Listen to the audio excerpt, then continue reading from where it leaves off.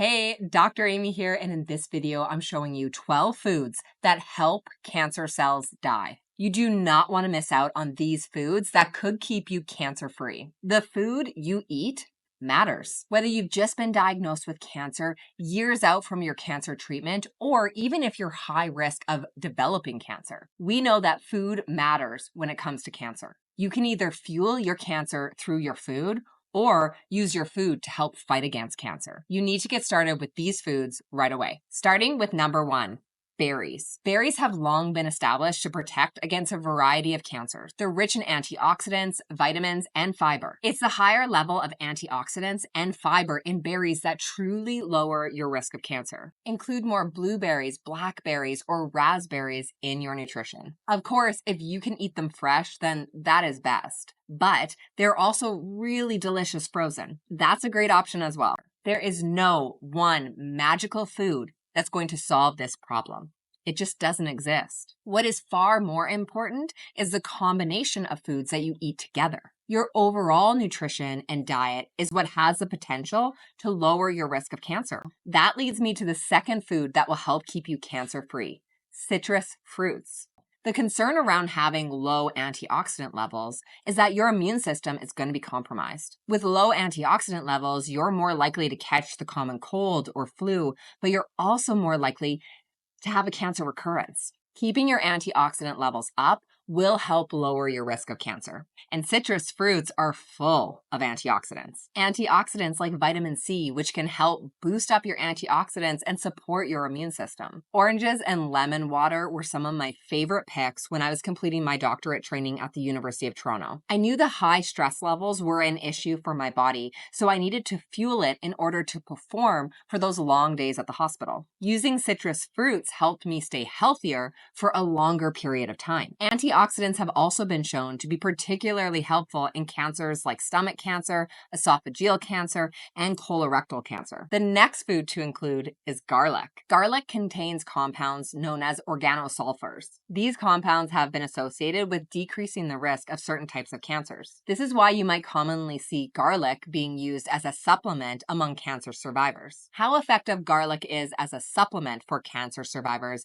is a little bit unclear, but we do know that organosulfur compounds included in your nutrition can lower your risk of cancer. This is a good option, so start adding this to your diet. And garlic can easily be added to a tomato-based sauce, which actually leads me to the next food that you need to start including: tomatoes. Tomatoes are an excellent source of lycopene. Lycopene is an antioxidant that helps lower your risk of cancer. It can be as simple as making a tomato-based sauce and adding garlic, but you can also add this next food to really amp up the cancer fighting potential. A breast cancer survivor that I work with in the Cancer Freedom Program was really focused on including more foods to help fight off cancer. So we created a one-pot soup that was perfect for fighting cancer and for cold, rainy days. It had tomatoes, cauliflower, turmeric, lentils, and garlic. It was including a lot of foods that are really known for helping keep you cancer-free. And this actually leads me to the next food that helps cancer cells die: cruciferous vegetables. Cruciferous vegetables are things like kale, broccoli, cauliflower,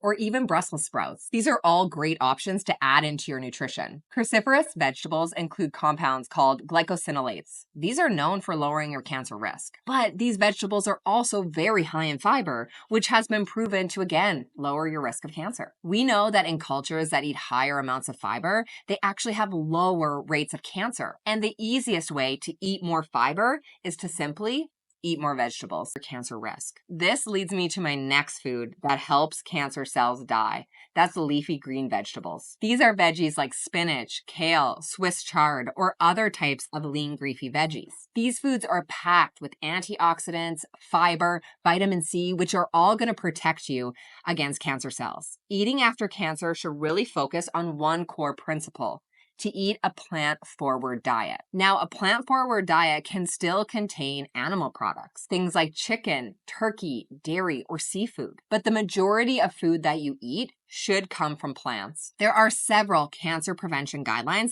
that make the same recommendation. The American Cancer Institute suggests a diet that's high in fruits and vegetables, beans and legumes, and whole grains. The American Cancer Society gives nearly the exact same recommendation. So if you truly want to take just one simple step towards lowering your risk of cancer, then you've got to eat more vegetables.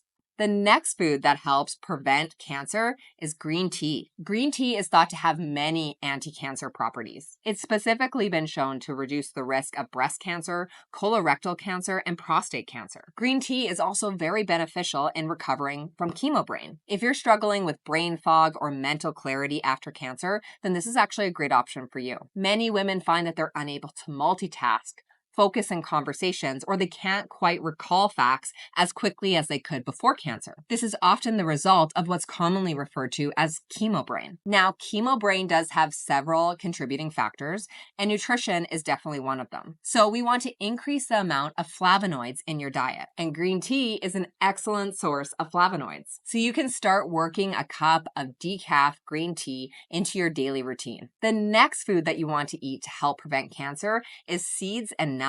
These are things like almonds, walnuts, pumpkin seeds, flax seeds, or chia seeds. These types of foods give you healthy fats, fiber, and antioxidants. They offer a ton of nutrition in just a little bite, but there are good things about seeds and nuts, and there's also bad things. The majority of women who go through cancer treatment actually end up gaining weight. We know that being at an unhealthy body weight actually increases your risk of a cancer recurrence. This is going to be including an amount of seeds or nuts that are actually quite small. Maybe you want to add it on top of yogurt or on top of a salad, but you're going to keep the serving size small, and you want to make sure you get this right. The next food to include is fatty fish. These are fish like salmon, mackerel, or sardines. Including fish that are high in omega-3s and healthy fats are known to lower the risk of cancer, especially breast cancer. When we look at all the diets to help lower your risk of cancer, the keto diet, the carnivore diet, the Mediterranean diet, well, it's always the Mediterranean diet that comes out as the winner. This is what's been shown to be effective in lowering your risk of a cancer recurrence, and fatty fish are a big part of the Mediterranean diet. You can start by aiming to eat fish once a week and then eventually moving up to twice a week. The next food I have to include on this list is beans and legumes. Beans and legumes have consistently been shown to lower your risk of cancer, yet hardly anyone's eating them. This includes things like black beans, lentils, or chickpeas. Not only are they high in fiber, so they're known to lower your risk of cancer, but they also include compounds that are specifically shown to lower the risk of colorectal cancer. The next food that I'm going to include is going to be no surprise to you.